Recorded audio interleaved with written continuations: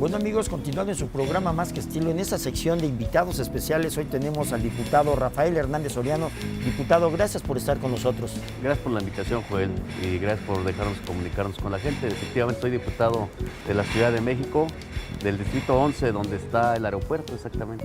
Oye, diputado, ahorita que estás citando este distrito que tú tienes, la clase política en México está muy cuestionada por su actuar. Parece que vienen recortes, los diputados son los encargados de ver los presupuestos. ¿Qué comentario te refiere a estos recortes que está utilizando o va a manejar el gobierno federal? Efectivamente, recibimos este 8 de septiembre la propuesta de presupuesto de egresos de la Federación, el paquete económico, y vienen más de 237,000 millones de pesos de recorte.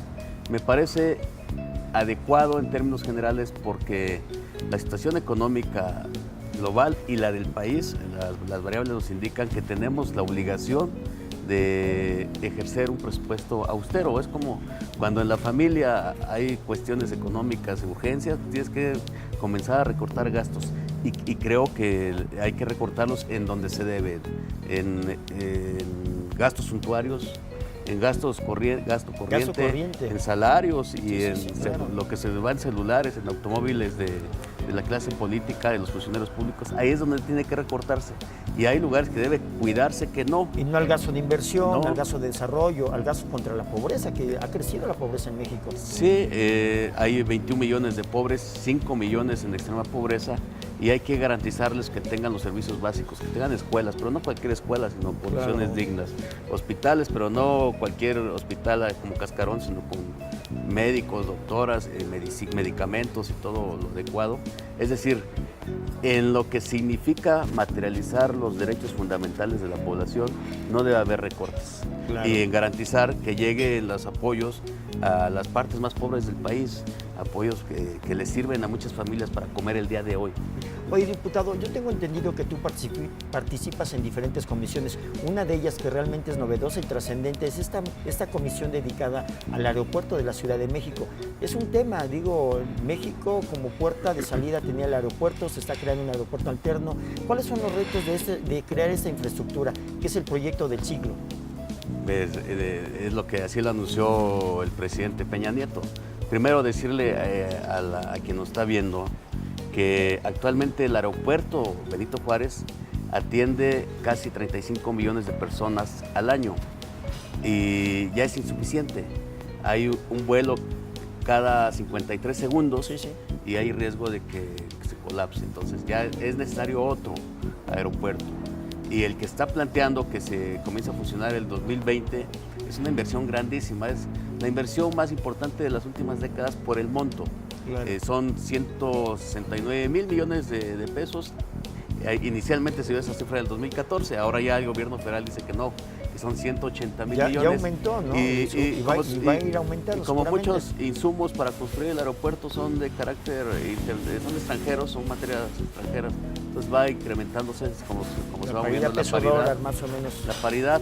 Y pues ya nuestra comisión tiene por encargo el seguimiento de la construcción y también espero que en el futuro, porque yo no soy un político que piensa en el trienio, sino espero también que podamos incidir en qué uso se le va a dar al terreno que se va a quedar vacío, digo, que ese es el debate, ¿no? Realmente de la Ciudad de México. Déjame hacerte una pregunta. Sé que son terrenos de carácter federal, pero pertenecen al Distrito Federal y ahorita con las nuevas modificaciones, muy probablemente la demarcación o la delegación Venustiano Carranza va a ser la encargada de administrar ese espacio. ¿Cuál es el debate? Tú eres de ese distrito. ¿Cómo ves que pueda tener qué uso? Se habló de una segunda zona universitaria, un foco ahí como de parques. ¿Cuál es lo más viable para la Ciudad de México? Primero, aclarar dos cosas. Un debate jurídico. Efectivamente son tierras de carácter federal porque fueron expropiadas. Así es. Para uso aeroportuario. Cuando se desaparezca el aeropuerto, entonces ya no está justificada la utilidad social de las 746 hectáreas del actual. 710 están dentro de la Ciudad de México y las restantes en el Estado de México, son del municipio de Texcoco. ¿Y qué es lo que estamos planteando nosotros? En esa parte, la parte jurídica, quien define el uso del suelo es la ciudad. Claro. O sea, pues puede el gobierno federal decir, son míos los terrenos, que eso ya veremos después, pero quien define el uso del suelo es la ciudad. Entonces, nosotros lo que estamos planteando es que sea en términos conjuntos. ¿Por qué? Por la segunda parte a la que quiero referirme, que es más importante, creo yo. El aeropuerto actual impacta a 431,000 familias. Hay una derrama económica por lo que se consume dentro, en los 2,700 negocios que hay dentro del aeropuerto, y también lo que se deja afuera, lo que deja en el centro de la ciudad, en Polanco, en Reforma, en Santa Fe. Y la señora que vende las carnitas afuera a los trabajadores, toda esa derrama llega a 431,000 familias. Es decir, el aeropuerto no solamente es significativo para los 35 millones de pasajeros que tiene al año, sino es significativo para los 3 millones de habitantes que estamos alrededor de él. Ahora, si se va, esos impactos de empleos y de generación de cadenas económicas se van a ir al Estado de México. Claro, digo, además al final del día es una zona metropolitana conurbana, ¿no? Que ya no pertenece a un lugar específico. Entonces lo que estamos planteando nosotros desde la presidencia es, junto con los gobiernos metropolitanos, los de la megalópolis y también los especialistas, encontrar soluciones para que, en lugar de ver un riesgo porque se va, que sea una oportunidad de desarrollar la zona oriente de la Ciudad de México, que es donde está ubicado y que actualmente es la zona más pobre de la megalópolis. Es donde se tienen menos ingresos, se tiene un año menos de educación. Se nos está viniendo el tiempo encima, pero me gustaría seguir platicando sobre este tema. Digo, no quiero darte las gracias, sino seguir abordando el mismo tema, pero sin antes decirte que hay otro tema que me gustaría que desarrolláramos. Sí. Tú participas en la Comisión de los Derechos de los Niños, que es algo que es una bandera que tú traes. De los derechos de la niñez. Y es una visión personal. Yo veo la política como no solamente una actividad que nos sirva para criticar y destruir y señalar al otro, sino es una oportunidad. La política es una actividad noble que nos permite prever los problemas o las situaciones futuras y desde ahorita irla resolviendo. Y lo más fundamental, lo que debemos de cuidar precisamente es nuestra población. Y qué mejor que desde niños, desde que nacen o incluso desde que están en el vientre, las políticas públicas los atiendan.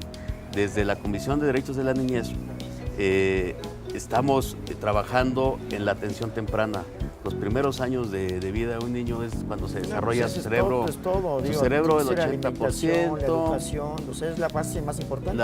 El basamento emocional casi llega al 100%. Es decir, como lo trates, como lo eduques, como lo formes antes de los 5 años, seguramente es bajo el esquema que le llamaban infancia es destino. Así es. Entonces, es muy importante esta comisión. Quiero comentarte, Joel, es de las que más tiempo me absorben porque creo que es la población a la que hay que dedicarle mucho más tiempo en la política, porque es quienes van a dirigir este país. Van a ser el futuro de este país. Hay que dedicarle tiempo, dinero y esfuerzo. Esperamos poder ampliar. Hay una serie de temas en la agenda que son importantes, por ejemplo, el salario. Hay que tener un salario digno, eso va a ayudar a resolver muchas cosas. El respeto a los derechos humanos de todas las personas, a la diversidad. Bueno, diputado, queremos darte las gracias por estar con nosotros. Al contrario, gracias a ti y al público que nos está observando por la invitación. Continuamos.